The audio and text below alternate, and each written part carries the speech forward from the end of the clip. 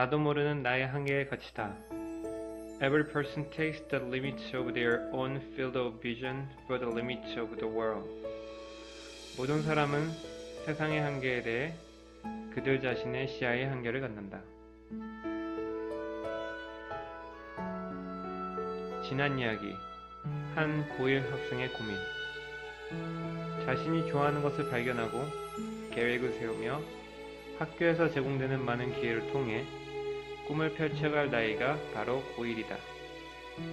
이 모든 사실들을 인지하고 있음에도 불구하고 나의 의지와 생각과는 달리 망설여지거나 우유부단하고 끈기 없이 하던 일을 포기하고 또 다른 것에 집중하는 나 자신을 발견하게 된다. 그것에 대한 이유를 앞에서 내가 살아온 환경적 요인, 양육 방식, 반응을 통해 예측해봤고 자신을 가두는 생각의 틀이라고 정의를 내렸다. 그렇다면 다음과 같은 학생이 왜 이런 일이 발생되고 그 문제를 어떻게 해결하는지에 대해서 이야기해보았다. 전 진작에 근본은 아닌 것 같아요. 좀 심각하게. 공부가 학교 공부의 개념이라서 그래.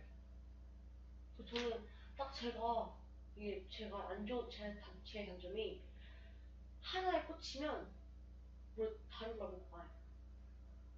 지금도 축구 하나에 꽂혀서 공부 안 하고 매일 축구 영상만 보게 되고, 옛날에 노래 하나에 꽂혀서 시험 기간에 접수 시간 다 거짓말 치고 애들하고 노래방만 가 있고 항상 밀려나요. 공부해야 되는 상황이면 뭐가 딱 생겨버려요. 근데 선생님 봤을 때는 그건 좋아. 근데 이게 지속력의 문제 하나라. 그리고 바라보는 관점의 수준의 문제인 것 같아. 예를 들어서 자기가 자기 스스로한테 던져보면 좋을 말이 그거야. 나는 성장형인가? 내가 지금 성장하고 있는가? 의 개념이거든. 그러니까 내가 첫 번째 노래방 갈 때, 자, 만약에 내가 그거 꽂혔다고 생각을 해? 한번 돌아가 봐, 머릿속으로. 첫 번째 노래방 그때 꽂혀서, 나 하고 싶다라고 하는 이 첫 번째 때랑 적어도 거기 그 생각들의 가장 종착지, 제일 마지막, 거의 엔딩의 뭐 몇 번째를 생각해 보면 이 첫 번째 자세랑 생각이랑 내가 여기서 뭘 얻어야 될 거랑 그 종착지 마지막에 있는 이 과정의 이 생각의 수준이 많이 차이가 나? 네, 진짜 많이 잘. 많이 차이가 나? 엄마 아빠도 좀 인정을 해줬어요. 완전 너는 노력을 진짜 많이 했구나라고 딱 인정을 했어요. 근데 이제 거기서 이제 고민인 건 그거지. 그거는 일반인이잖아. 그러니까 만약에 자기가 일정 수준의 노래가 높아지면 일반인은 이미 뛰어넘으니까 그거에 대한 조언들은 그냥 사실 큰 의미가 없어. 그잖아? 뭔 의미가 있어? 나는 이미 일반인의 수준을 넘었으니까 일반인의 수준에서 밑에서 나를 바라보면은 우와 너 진짜 장난 아니다라고 하는 건데, 근데 이거를 위에 있는 사람이 봐줘야 되는 거지 한 번에. 그래서 내가 평가를 제대로 받아서 내 문제를 는 엄청나게 많을 거야 사실은, 위에서 바라보는 문제는. 근데 그거에 대해서 성장이라는 개념을 경험을 해봤어? 그런 거랑 관련돼서? 1학, 중학교 1학년 때? 그럼 노래는 언제 붙었는데? 근데 노래를 제가 완전 꿈을 가지고, 초등학교 때 꿈을 가지고 한 게 아니라, 와, 나 노래 왜 이렇게 못해? 노래 좀 연습해야겠다는 생각으로 시작했다가, 중학교 1학년 때 애들이 잘한다 해주고, 그때 좀 저희 음악 선생님이 가수 YG 출신이셔서 그 쌤한테 몇 번 받고 그래서 가시고, 갑자기 성악하신 선생님이 오셔서 갑자기 저 성악으로 또 넘어가고, 약간 좀 이상하게 됐어요. 그러니까 성장이라는 부분이 좀 모호한 거지. 그러니까 내가 뭔가를 목표점을 잡고 방향을 잡고 가면은 이게 좀 뚜렷한데, 내가 자꾸 사람의 손길이 탈 때마다 내 속성이 바뀌고 내 방향이 바뀌고 막 내 흐름이 바뀐다는 거 느껴질 거야 이런 게. 그러니까 자기가 이렇게 표현을 하면은 자기가 지금 그러고 있구나라는 게 느껴지잖아. 그러니까 환경에 의해서 지금 영향을 많이 받는 거지. 그랬을 때 가장 고민하는 거는 진짜 나의 심지가 지금, 심지라는 건 당연히 말 그대로 인문학적인 생각도 마찬가지죠. 생각도, 정보도, 내가 하나에 대해서 더 파고 들어서 그 자기가 갖고 있는 틀을 넘어가 봐야 되는데 자꾸 어느 틀 안에서 자꾸 맴돌다가 떨어지고 다른 데로 바뀌고 떨어지고 다른 데로 바뀌고 계속 그런 거라고 보이는 거잖아. 음. 그러니까 그거는 자기가 설정해야 되는 것 같아. 그잖아? 왜냐면은 또 누가 오면 또 바뀌어. 그리고 그 사람은 나라는 사람을 제대로 못 바라봐 주기 때문에 자꾸 나의 방향까지 틀으려고 한단 말이야. 맞아. 음. 왜냐면 자기는 성악을 했으니까, 자기는 YG에 있었으니까, 자기가 봐왔던 생각에 의해서, 야, 너는 이게 부족하다라는 게 뭐냐면, 성악자가 보면은, 너는 이 호흡법이나 발성법에 문제가 있고, YG가 보면 너는 뭐 끼나 아니면 개성이나 아니면 그것이 뭐 주류의 음악이냐, 이런 거에서 논하겠고, 그들이 바라보는 사고가 자기가 갖고 있는 개별적인 속성을 파악을 하면은 다행이겠지만, 그렇지 않으면은 또 나를 흔들어 놓는 거지. 그럼 나는 그 흔들리는 그 말들, 그 사람들이 나한테 중요한 사람이니까 막 일단 좋으니까, 그치? 나한테 이런 말 해주는 사람이 없다가 이렇게 있어 얼마나 고마운 거겠어? 그러면 그러다 보면 결국에는 이 사람들 저쪽 사람들에 휘말려서 결국 나는 어느 한 곳의 미로에 덩그러니 뚝 떨어져 보니까, 그러고 나서 돌아다 보면은 축구공이 있었던 거지. 그렇게 내 에너지가 한쪽에 쏠려 있다가 에너지 다 빼가지고 다른 데 쏠다가 또 그럴 거란 거지. 그렇게 물이 흘러가는 대로, 흐름이 흘러가는 대로, 그렇게 좋아하는 대로, 그러니까 좋아하는 감정은 좋았는데 그거에 대한 방향성을 계속 고민 안 해보니까 그런 결과로 이제 여러 가지를 하게 되는 경우가 그렇다는 거지.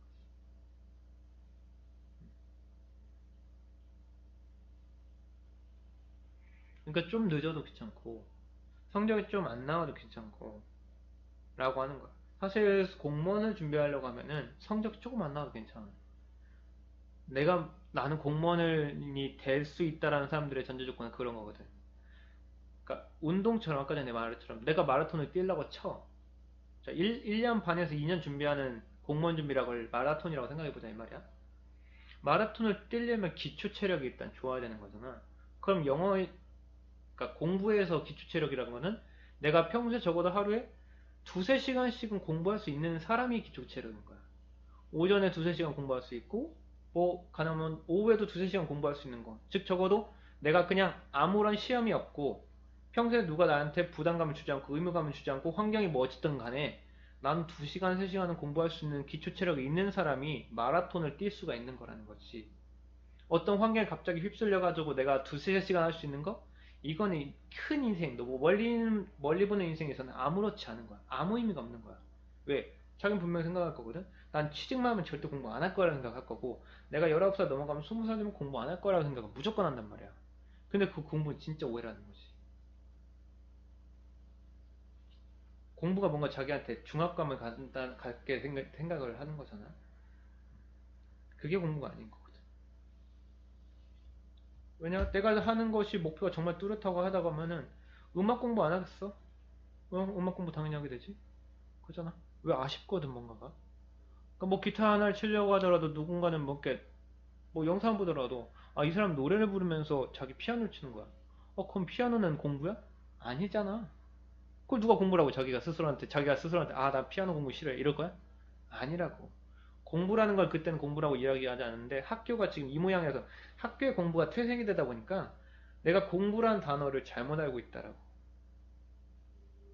그래서 자기가 공부라는 거랑 진짜 그러니까 학습이랑 공부를 나눠야 돼. 학습은 학교에서 하는 건 학습이야. 공부가 쿵푸가 원래서 쿵푸의 팬들에서 나오는 쿵푸야. 즉 자기의 실력을 성장으로 이끌 수 있는 게 공부거지. 내가 발성을 위해서 보컬리스트한테 과외를 받고 거기서 이 사람이 어떤 책을 읽으라고 했었던 거, 그거는 내 성장의 그 다음의 성장을 위한 그런 거잖아. 그 공부라고 할 거냐. 그러니까 공부랑 학습을 좀 나눠야 돼. 지금 우리는 굳이 하면은 학습이라고 하는 거지. 내신 1과 2과가 나한테 도움이 안 되는데 학습을 해야 된다는 거. 학습하기 싫어가 좋지. 근데 우리가 아까 전에 얘기했던 거 1과목 문제를 우리가 지금 뭐라고 했는 거야? 이거는 공부라는 거지. 그러면 좀 느낌이 다른 거야. 학습은 해야 되는 거고 공부는 내가 하고 싶은 걸 위해서 해야 되는 거고. 이렇게 좀 의미를 나누면 내가 공부라는 걸 무조건 싫어하지는 않을 수도 있어. 그리고 오해하면 안 되지. 왜냐? 그럼 난 절대 공부를 안 하거든. 공부랑 학습을 둘 다 안 하거든.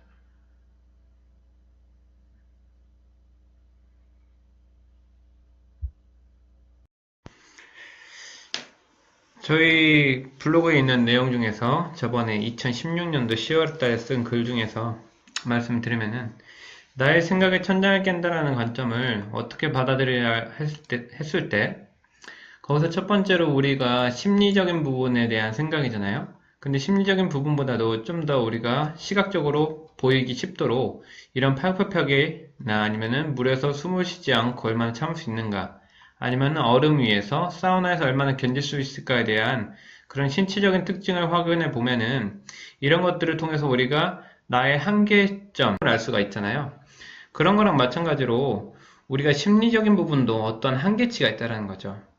그래서 여기서 말하는 천장이라는 개념이 뭐냐? 천장이라고 하면은 자신이 생각할 수 있는 사고방식의 최고의 단계이자 그것을 극복할 시 다시 바닥이 될 수 있는 양면적인 추상체를 생각하면 된다라고 말씀드리고 싶고요.